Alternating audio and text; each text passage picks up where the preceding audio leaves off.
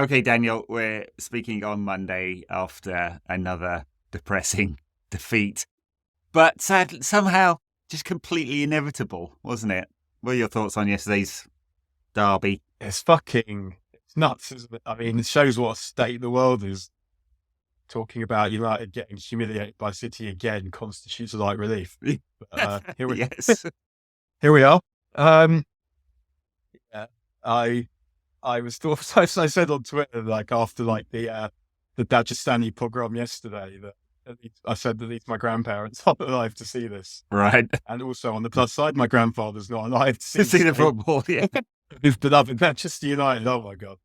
But I think that the game, I felt like we'd seen that game before. It's close until it isn't. Yeah. Yeah. I know. I felt like in the first 10 minutes when United were quite positive, I was like, oh, I'm just waiting for the goal here and it's all going to go to shit. I refrained on Twitter from making any jokes, which I was tempted to with my gallows humour. And I was like, no, this is it's too bad for even this. The state of the world that is.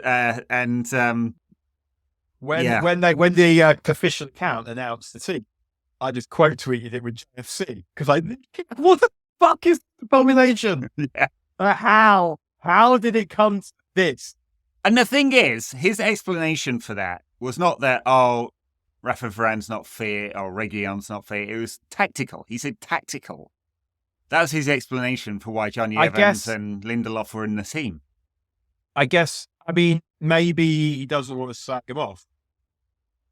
He doesn't, Varane's never available. It was on the bench, though. Yeah, I thought that was odd. I don't know why. Varane on the bench, I agree, was odd. And Reguilon, I mean, if Reguilon's fit enough for the bench, I think he's fit enough for an hour. I'd play him for an hour and then see. Yeah. I mean, can't be worse than Lindelof at left back, can he? So, and then Scott McTominay, who's in the side, presumably only because we think he can score goals, because it's definitely not for his passing range. 21 completed passes yesterday.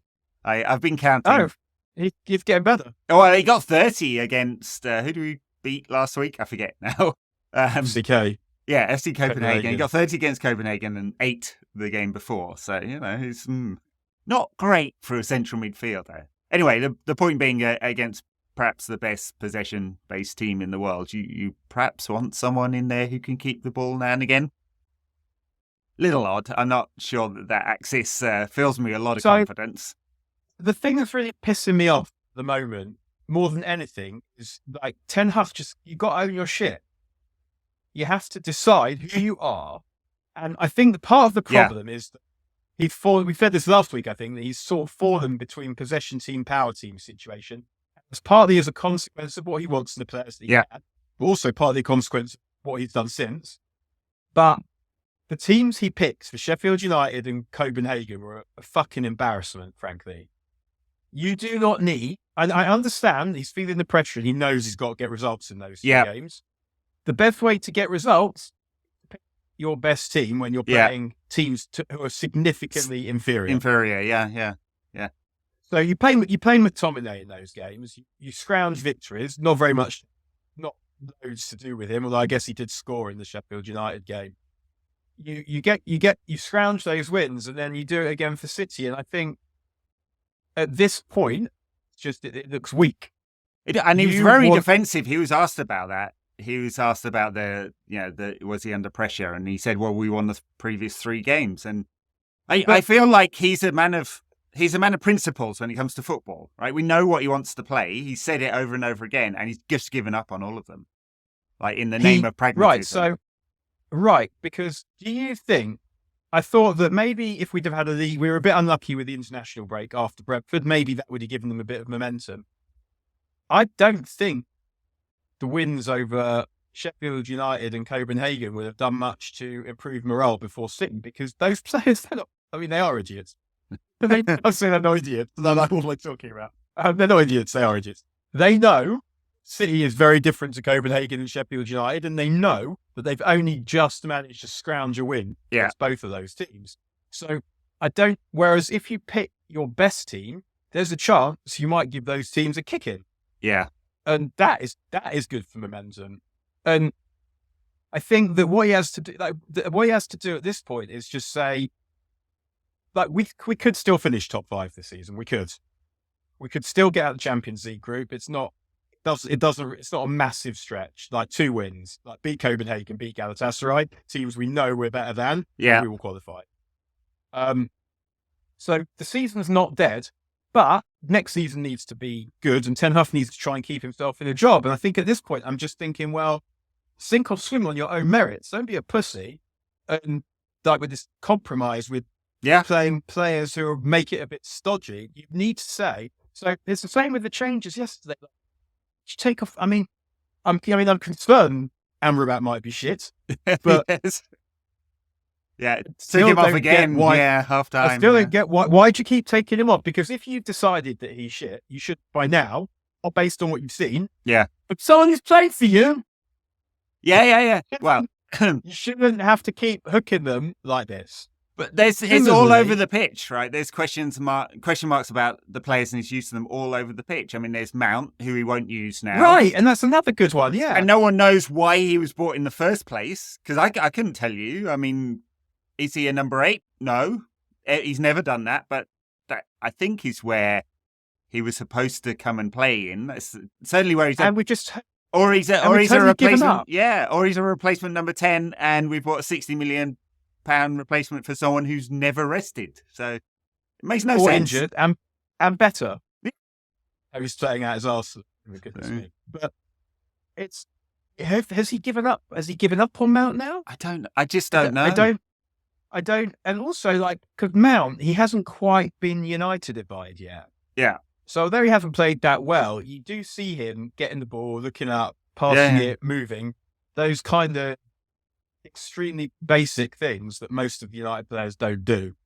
You see him doing it, but at this point, it's just where are you planning to take this, Mr. Manager? Because it's not obvious. And I want us to keep him.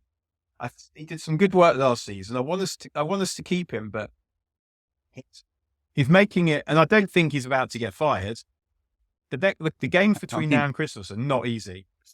No, they're not, and he's not. Well, there's a couple of reasons why he's not going to get fired. One, the club just can't do this again. Especially not with a new sporting structure coming in, unless Ratcliffe decides that he wants rid, and whoever he brings in to manage the sporting side of things and the director of football, which I think will all change. Then Ten Hag's around, but actually, looking at the financials, we can't afford it. We're fucking broke. No, and also it always felt like if disappointment fails, we kind of makes us a bit toxic. Yeah, I mean, look, another manager comes in, you want to give him a few £100 million to back the manager and go get the players he wants, because we've done that with Ten Hag. There just isn't the cash there. And so I don't see it. It would have to get really, really bad, and I admit that 5 defeats in 10 games is pretty bad. But in 10 league games, that is, and more in cups. In 10 days, we could be out of the League Cup and out of Champions League. Yeah, could do. Yeah, or near enough out of Champions League. Yeah, that's right. So it could definitely get worse. And that's refreshing. Yeah, I know. Losing 50% of our games this season and it could get worse. So, and we didn't expect this, right? Because we did pretty well last year, 2 cup finals, 3rd place in the league. We thought that the purchases that were made this summer would take us forwards, but that doesn't seem to have happened. And injuries are a problem, but like you talk to people and not everyone thinks this is bad luck. A lot of these are muscle injuries, and there is this kind of narrative going around that they are working extremely hard and it's physical. And Pellistri said it the other day, and maybe that is a problem, and they're not slowing down on that. And it looks a little like, Klopp in his first sort of 2 years at Liverpool, where the players weren't used to doing that level of intensity. Could it be you need to train less hard because the Premier League is more rigorous and you're playing harder games more frequently? But I mean, also, the other thing that you were talking about is it's not just been shit since August either. It's been shit since February. Yeah. And that's quite a lot of shit. It is quite a lot of shit. Yeah. And I think and I keep thinking back, and I probably I keep thinking back to Arteta. Him and his little trousers were really, really nearly fired. Yeah. And at the last minute, he picked Smith Rowe and Saka when he should have picked them ages before he did. And he got them in just before it was too late. And I think they won a game and then they beat Chelsea. Yeah. But it was, and I think with Ten Hag, players also probably watching it thinking, what is this? One of the things that's already pissing me off in advance, Varane and I don't just want, Varane and Casemiro are fit now, because I still don't think that is entirely the answer either. And it's difficult because until Martinez is fit, Martinez and Shaw, but particularly Martinez, you kind of think, can we play his football? I mean, I guess Evans and Maguire can pass a bit. They can. Can we play? Yeah, I don't see them passing through the lines. I mean, they do make a lot of passes, and it's all a bit slow. But one of the things that is pretty nervous about them when they're trying to play out from the back, even from goal kicks, is that, or counterproductive, I should say, not nervous, is that when the press comes in, they go backwards, and then they end up going back to Onana, who half the time is launching it long anyway, because there aren't the options. Better. He's definitely had a good game. Yeah, I mean, he let 3 in, but he had a good game. He did have a good game yesterday, and I think I was always, the thing with him is that I wasn't exactly worried about him because the stuff we saw early in the season clearly don't do this all the time, because if you did, we wouldn't have bought you. Yeah. So I guess I was willing to. The problem is that I felt with him is get on the downward spiral. It can be hard to avert, and I think that about Ten Hag as well. Like I remember saying on a radio show I do sometimes that after what I saw in the first few weeks of the season didn't worry me unduly because there were so many excuses just in and of itself in a vacuum. But we live in a vacuum, and it was very easy to see how things could spiral and just keep getting worse. And I think, how are you meant to play the football that he wants when your entire first choice back four are injured, and instead of them you've got the people that we've got? Mm-hmm. That's a very good excuse for why it's shit. Yeah, I mean, it is undoubtedly a very good excuse. I mean, that is the entire first choice back four is out, and the way he wants to play by playing through the lines from the back, and particularly in the fullbacks, so particularly Luke Shaw, gives you that out that definitely and not getting with Lindelof. You get so much more out of Rashford for sure. He plays with Shaw, but because then Rashford can go both ways, then can't he? I mean, now he can't. It's very difficult. He's got no one overlapping there, so. I mean, Reguilon will do that. Yeah. What's funny now is just, you remember we sitting there last season going, imagine his team with a centre forward. Yeah. And now we've got one and we can't create shit for him. I know. I feel sorry for him. He's getting yanked off all the time. I mean, I guess they're preserving his fitness. I mean, that's what they've said. Strange. Yeah. When you take him off when you need a goal. But also, who's meant to pass to him if fucking Scott McTominay is playing behind him and Bruno is wasting his time doing stuff he can do a bit, but not well, or not as well as he does the other stuff. Yeah. It just felt like that game against City was, I mean, it felt like that should be a line in the sand. Okay. Because think about it took him 2 games last season to be right enough for you dickheads. Yeah. And it feels almost, have we broken him? Maybe. I mean, I don't. It's just, and you talk about we can't afford to sack him. Him walking away doesn't seem totally far-fetched. The interesting thing is, like, that in previous regimes, I mean, you think back to Van Gaal's second season, that Leicester game where he obviously shit the bed after that, and that was the first season of Leicester. Was that the first season? And just played his ultra conservative. Yeah, it was right at the beginning of Van Gaal. So that might have happened with the 5-0 and the 7-0 and stuff like that. And I don't think that happened with Ten Hag. It's something. It didn't, because it's been more of a slow drowning process, hasn't it? Where he's slowly gone away because it's just the things mount up, don't they? The ownership, Greenwood, not that he was on the right side of that, but it would have been difficult and stressful and he didn't get his own way. Yeah. Then Greenwood, Anthony. And you've got all this shit going on while you've got to manage Man United and coach them, and you're also director of football and chief scout. And all of those things, you can see why it wouldn't be that much fun. And I mean, it doesn't feel hopeless at this point, but it does feel like he's got to do something. Like he's got this babyishness of not picking players unless they're fit, or at least, or if they're fit enough for the bench, then you would think, especially if I mean, I know Varane gets injured all the time, but I'm not saying that this was definitely wrong, but if he's fit enough for the bench, centre backs don't run that much. Yeah. And if your alternatives are what your alternatives are, then sorry, but you've got to play Varane in that game. You've got to play Reguilon in that game, and I don't know. They were free enough. I mean, it does feel. I know it's trite, but it does seem odd that you would unbalance your team so much by not playing at least one of them, at least Reguilon. But yeah, he didn't, and he blew up in his face. Everything he decided to do got wrong. So.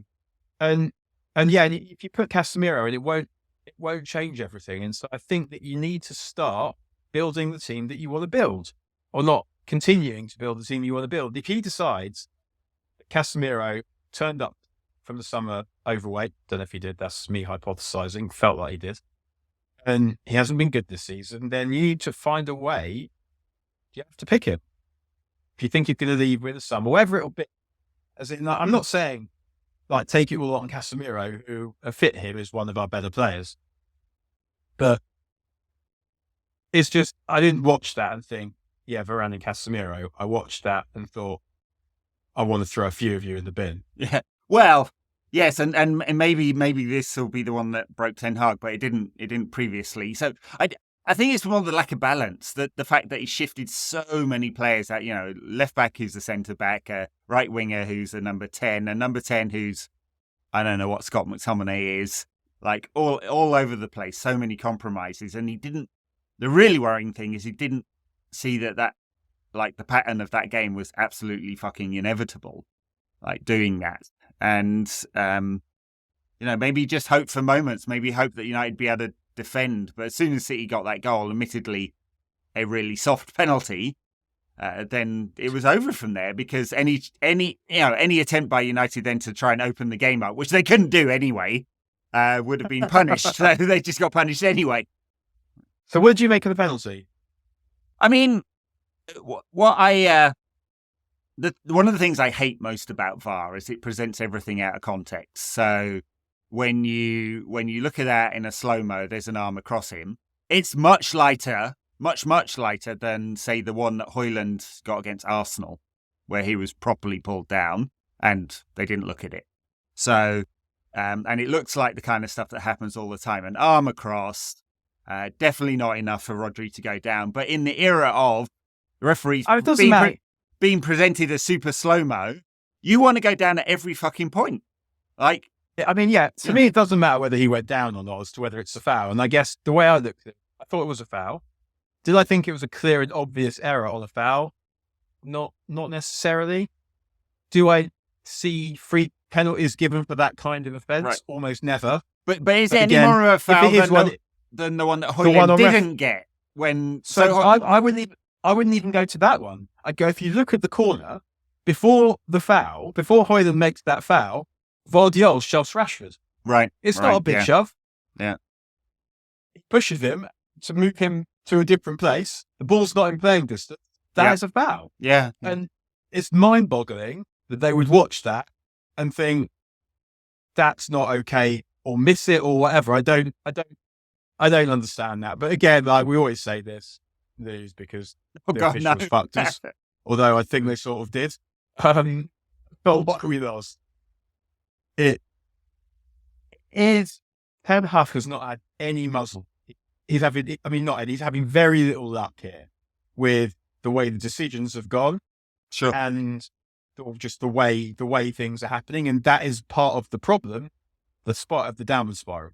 Yeah, it is. And I don't want to sound conspiratorial, because I don't really believe there's some kind of conspiracy. But I do think what happened versus Wolves with Onana and the hysterical week-long media reaction has put pressure on referees. Undoubtedly, they are humans, right? None of them want to be in the paper for a week.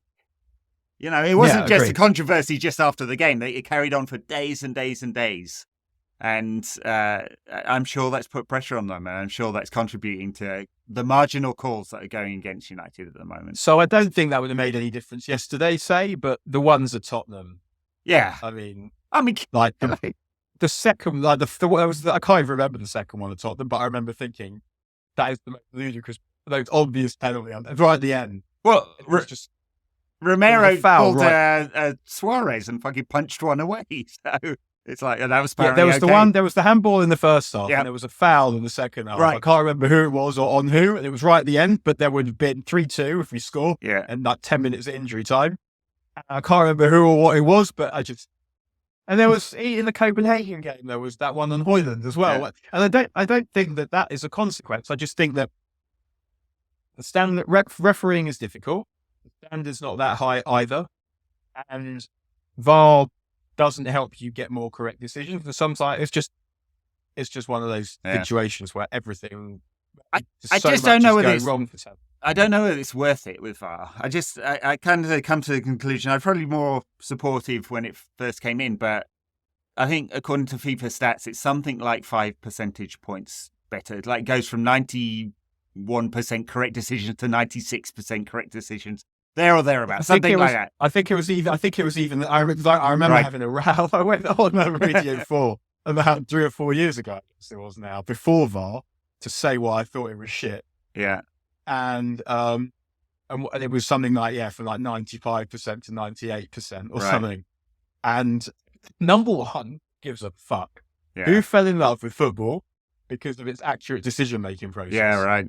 No one. Who fell in love with football because celebrating a goal?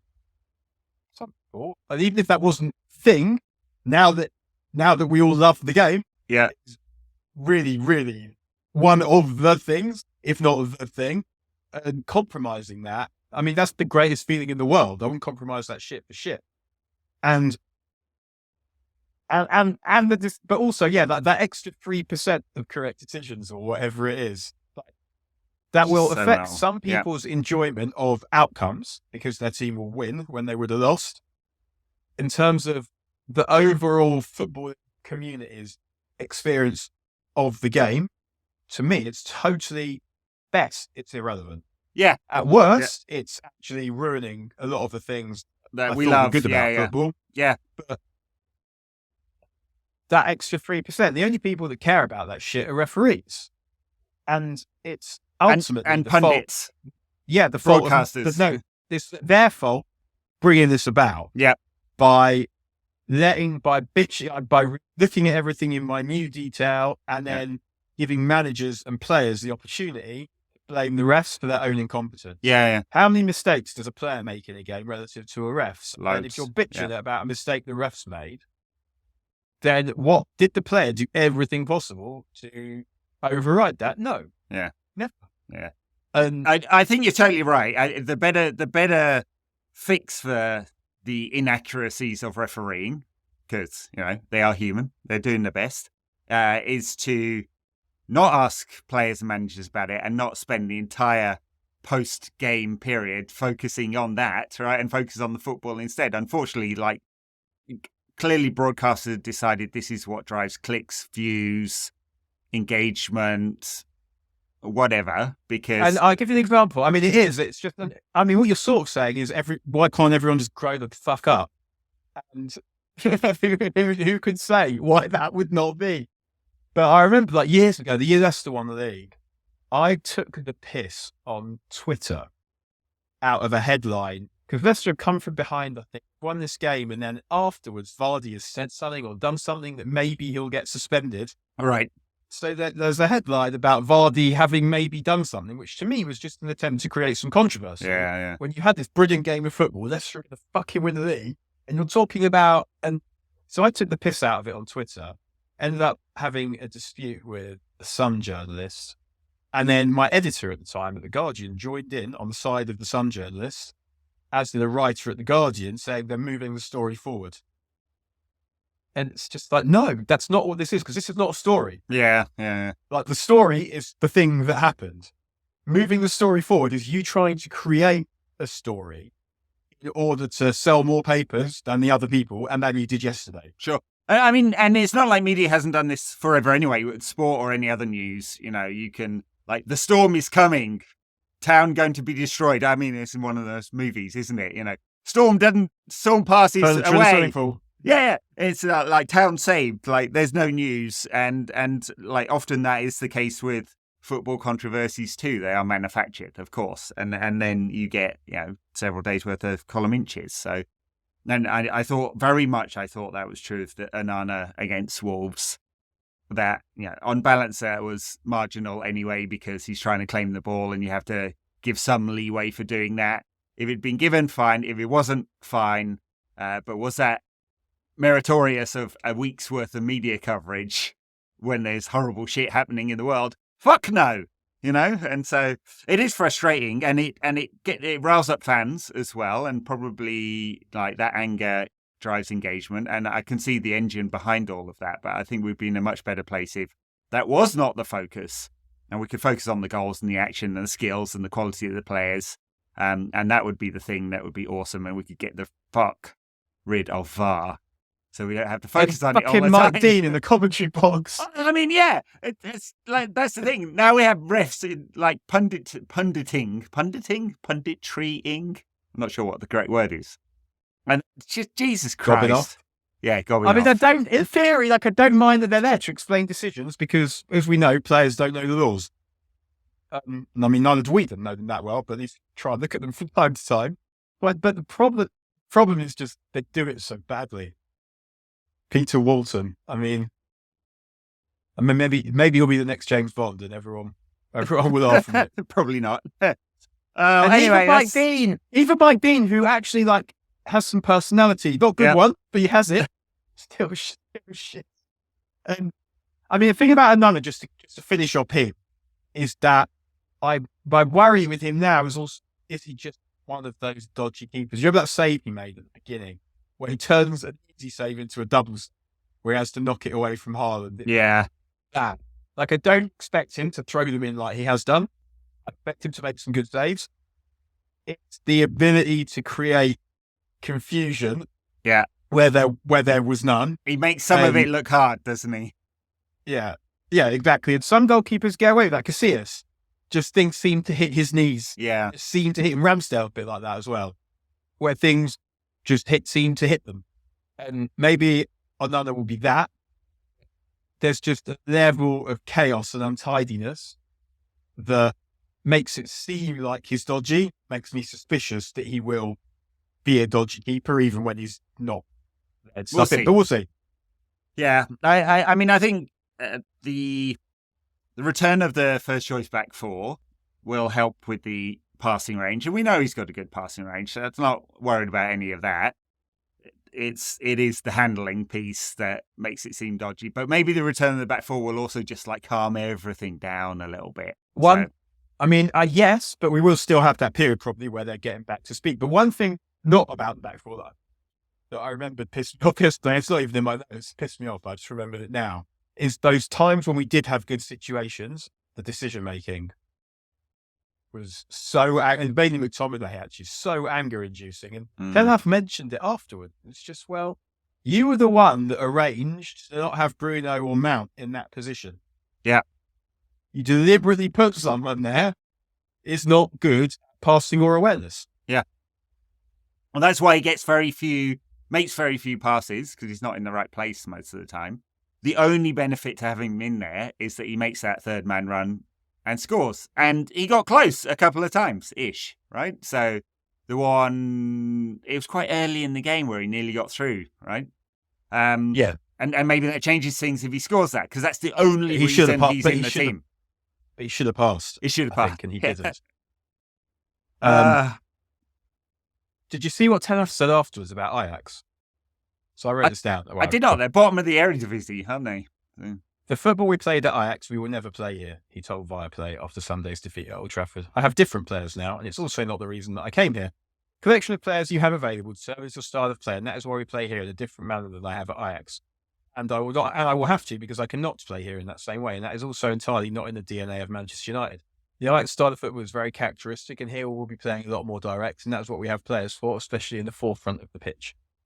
Yeah, but United aren't even doing that, and that's I do kind of agree that he's got a problem playing this possession dominant game with the players we've got, because if you look at all of them, perhaps only Amrabat in the central midfield is someone who doesn't take a lot of risks. Maybe Mount could be that, but then what's the point of him? But Bruno, Casemiro, they take a lot of risks with the passing. They're just not going to play this high possession game. But it's like you said at the beginning, it feels like he's kind of caught in between these two things. So United are not a transitional only team, but they're full of transition merchants, right? They're full. Bruno taking risks with the ball, Rashford running into space. They're Garnacho, if he plays, they're full of players like that, and they're not full of players who are careful in possession and build up in the way that Ajax does, or the Ajax style is. So yeah. Yeah, but that's fine. I don't want to watch Ajax football necessarily, but you have to, whatever the way is, you have to decide what it is, and you have to do it really now. And I don't think this is what will happen. I'm not saying chuck everyone out. I am saying I think we should see Garnacho given a run of starts, I think, because Rashford's had a lot of games now, and he's played out his arse in almost all of them. Yeah. So, not all his fault. It doesn't matter. It should be that if you don't play well, you get dropped. Yeah. Really simple. I don't know what he plans to do in the midfield.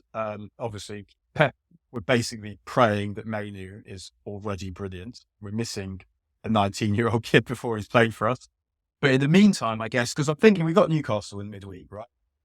I would be trying to play players that politically might be difficult for me to play instead of others, but I'd do it in the League Cup and hope that they did enough. So I guess I'd go midfield against Newcastle. I'd be thinking something like Casemiro, Amrabat, and Bruno. Maybe, I don't know, but we're saying Bruno in this one. Who knows? You've got to give Mount a game. Yeah. I mean, he must hate it already. Well, I don't think we've ruined him yet, but yeah, he may well be hating it. We haven't ruined him as a player, but I'm sure we're well on the way to ruining his happiness. Yeah. Well, that all our happiness is ruined as well when United lose. So, his can be too. What do we think of the other goals? I forget what the second was. The second was the build up from the left and the chipped cross for Haaland to head it in at the back post. Was that one? Lindelof went missing somewhere. Well, all of the defenders are generally not where you want them to be. I forget. Foden scored the last one, didn't he? Yes. Oh, the tapping. Yes. Tapping. Yeah. The tapping. Yeah. Oh, that's Zanana pushed it away, and then that's probably the best he could do, I suppose. Yeah. Like at the time, I thought, could you have got that further away? Rito, I thought probably not. Yeah, I think he's done about as good as he could there. All right. Let's move on from that nonsense. United's financials were out. Do you want to talk about that? Yeah. I love financials. No, I love this because you read if you're sad like me and you go onto the investor relations site and you go and look at their K10 forms and all of that, and the press release is all like record revenues, and yeah, it's true. It was record revenues, and there was a significant bump in commercial revenue based on some new deals that they've signed. There was a little bit of a bump, 10 to 15 million pounds, something like that, in match day, but that is almost entirely because United keep getting drawn at home in the cups, which is very useful. But there's basically no increase in match day income for the last 10 years. So there's that. And then broadcast a little bit up based on United's lengthy run in the Europa League. So there was that, record revenues. On the downside, United have got very little cash now. I think it was 50 million down on the previous year-on-year. And if you tot up all the stuff that United owe, based on the UEFA model, which is debt, 560-something million pounds, revolving credit facility, another 150, and transfer fees owed, like another 300. United very close to £1 billion in debt. So that was good. I thought that was absolutely lovely. Yeah. I mean, I guess in a sense, at some point, if Ratcliffe takes over the football operations or whatever happens, this stuff won't matter that much. Yeah. Well, we're yet to see exactly what that will look like. And we haven't actually got details on what this split of, like, what's he buying? So there's a lot of people have been talking about him buying 25% of the club, but what 25%? Like, what of it is from the public markets and what of it is from the Glazers?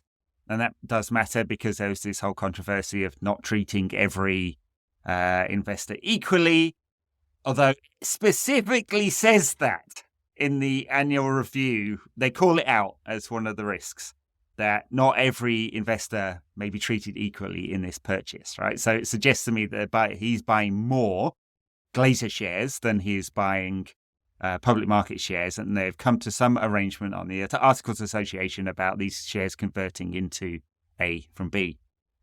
So we've yet to find out. And then there's been a lot of talk about this committee that will come in. So Ratcliffe takes over football operations. What the hell that actually means? And presumably installs some kind of new managing director to cover the football piece. I don't know whether it's the whole piece, whether Arnold is out fully. And perhaps a new football director, whether it's Paul Mitchell and Murtar is out, or they split the structure in some way. Whatever that is. But they talk about the committee being one Glazer and two Ratcliffes, like as in the vote. I just don't know how that's sustainable in any fashion. So let's play out a scenario. Ratcliffe takes over football operations, decide that they're going to sell Anthony Martial. Joel Glazer has a hissy fit about it because Martial's his favourite ever footballer, and he's got posters on the wall of him. And then decides that he doesn't like it, votes against it. And so now you have majority shareholders of the club, the Glazers, unhappy with their junior partner. How the fuck is that sustainable? It's just not. It's impossible. So it cannot be that this lasts very long. Otherwise, they have to agree on everything. And if they agree on everything, why do you need this split on voting of this football committee? So, yeah. In any case, don't think it's sustainable. There has to be some kind of options in the deal between them that say this is the route to Ratcliffe owning the full, and it has to be laid out and transparent. Otherwise, it's all going to fall apart. In my honest opinion. So, there you go. Anyway, £1 billion in debt. I think that's pretty magical. And have got absolutely nothing for it, unlike Spurs, who got a stadium. And I mean, that Spurs are kind of an example, really. Because we've given Ten Hag a lot of passes. But then you look at Spurs, you look at Villa, and you see the speed with which their managers have got things okay. And I guess maybe you could say Ten Hag did that as well last season. And it's just fallen apart this. And you could also say, well, actually, Villa's squad's fucking good. Fucking good before Emery got there. It's just they had some shit for brains donkey managing it previously, couldn't get anything out of it. But I knew as soon as they got someone good. Because the problem with Gerrard was also that he couldn't, he'd like pick a team and a formation, they'd get beat or whatever, then you change it. Yeah. When you do that, you don't get to know what your best team formation are. You have to show a bit of patience and just let it be. Villa had a lot of money. They have done, but they seem to have bought very well, and Emery, and they have depth, and they have depth as well. Villa, yeah. Ettifaq, you may care or may not care. Steven Gerrard managing them. I think they lost their last game. Probably about 20 people. I think 696 people. United's reserves regularly gets more people watching them. The women's team definitely gets more people watching them. The under-21s and 23s do. Sorry, 21s now, isn't it? Definitely do. That's it. Yeah. Jordan Henderson said Jordan Henderson was going for the football. Yeah, good stuff. Not the £56 million a year that he's being paid. So definitely not that. Just brilliant. Is that how much he's getting? Something like that, yeah. I was told that they're all getting their wages tripled. Everyone who signs them is getting 3 times what they were getting before, and a golden hello. All right. Yeah, they may well be right. And then in 5 years' time, not to go off on too much of a tangent, it may well be that the strength of that league is sufficient enough that they don't have to pay everyone 3 times as much, and they're only paying them 2 times as much or 1.5 times as much, and then it because right now European clubs are quite happy to dump players they don't want there, but at some point it'll just cause price inflation. But that's a story for a few years' time, I think. All right, we have Newcastle at the weekend. Not at the weekend, sorry, Wednesday night, Carling Cup. We are the defending champions, playing another state-run team. This is wonderful. Can we be champion Carling Cup? I don't know. What's it? It's not even called. What is Carabao Cup, Milk Cup, EFL Cup, whatever you want to call it. Yeah. Yeah. And then we've not there than the Capital One Cup for a bit as well. It was, yeah. Carabao Cup, Capital One, and Carling. It's all very confusing. I don't know what to think about this one, because you'd like to think that he could reintegrate some players who haven't had minutes, like Garnacho or Mount. Oh, which point? Casemiro, one we haven't mentioned is Hannibal. Hannibal. As I keep saying that Hannibal wasn't someone just because of what I was told that I thought would make it United. I'm not invested in Hannibal being good at all. Yep.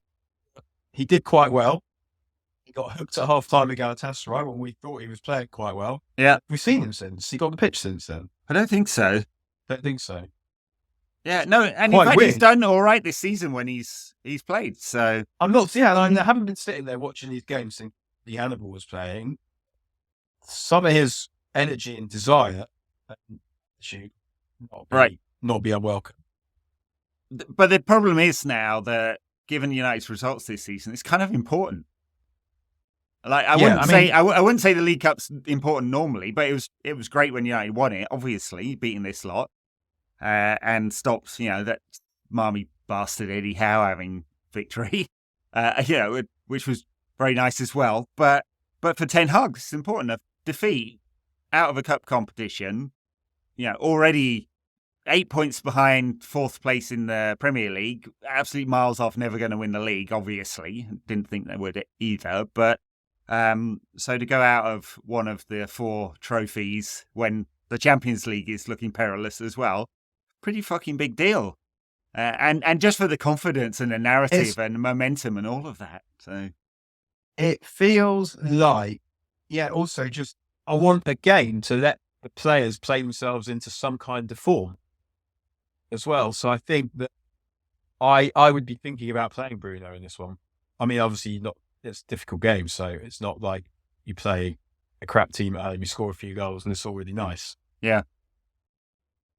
There's no blends in the team. There's no X has a nice little partnership with Y, and the only way you get that is by playing. And so, I think I would be trying to play the team that I wanted to play at the weekend on Wednesday, and committing to that and not thinking, I'm not planning to change the starting 11 for the next few games. Yeah. And for me, I mean, that other people might see this differently. I don't know what you can do with the defence, but Reguilon and Varane, I'm picking them. Then I guess I'm going Amrabat, Casemiro and Bruno. And then I'm going Mount, Højlund and Garnacho.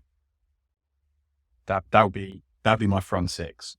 That's right, Mount on the right-hand side. Yeah, I'm happy enough with him there. I mean, he won't do a worse job than Anthony playing on the right. Yeah, and I mean, I felt like Anthony had something to offer. Just, it hasn't changed. No. What he has to offer is defensive nous and good ball carrying. That is it. So the rest of it, the goal scoring and the creation bit hasn't come at all. So, which is a bit lacking for a €100 million player. Yeah. I mean, it's ridiculous the amount of money. If this is it with him, if he's not better than this, then yes, complete nonsense. And like he didn't start. Obviously, Ten Hag didn't trust him enough and thinks Bruno's better on the right than he is, which is damning since that's not Bruno's position. And then he came on and he did a foul and then got involved in some fisticuffs and could have ended up getting himself sent off and just was generally behaving like a dickhead. I just, what did you contribute there? I just didn't get it. And what do you make of Bruno and the captaincy? I'm not so worried. I know he's doing a lot of whinging and flapping his "you're dying of COVID" or something here. I know he's doing I've got a cult. Me and Frank Sinatra. Yeah. He's the kind of flappy stuff I'm not that bothered about. I mean, I know it seems to bother the pundits, and I can't remember, was it Roy Keane demanding he get stripped of the captaincy? There's zero chance that happens in the middle of the season. I mean, talk about that'd be a story for weeks. I'm worried about his playing. It's funny if you just divorce like your eyes from the stats. His stats look great still. I know he's not scoring a lot of goals, but he's creating so much. And his expected assists and his key passes are like top right on the chart and miles away from anywhere else, right? So he's doing the stuff he's in the team for in terms of creating, but it doesn't look like he's playing well. So it doesn't feel like there's a rhythm there. And he's not scoring goals either. And and Ollie, he was scoring tons of goals and he just doesn't anymore. And that is a major sort of, major part of his game that is missing. So, yeah. It's a concern, but they're all playing out their ass. Like, who in this squad is playing well? Like, yeah, even Højlund, who I've seen some nice bits from, and he did all right yesterday. Like the fact that you can play it into his feet and he can spin, turn, and bring other players into the game. I like that. Didn't finish in his one chance. And the fact he can do some number 9 things, but yeah, it's not a great record. We're not feeding him very well. I don't think his expected goals is particularly high. So. Yeah, he's scraps. Yeah. So apart from that, like everyone is playing crap. Yes. Brilliant. All right. I mean, yeah. I'm still like coming back to Amrabat. Actually, is he rubbish? I think we're getting from him what I thought we'd get from him. In that his passing range is all right. He makes a lot of fouls and he doesn't really do anything else. So. Perfect. Yeah, he never scores goals, so I wouldn't expect any of that to come from him. His progressive passing is okay. He doesn't really do any defensive work, and he gets involved in stupid fouls. So that's always been him. That's always been him. Yeah. All right. Yeah. I haven't got anything else to say. What a bunch. Yes. Indeed. But that's just us. What about the team? Yeah. Right. Thanks, everyone. See you soon.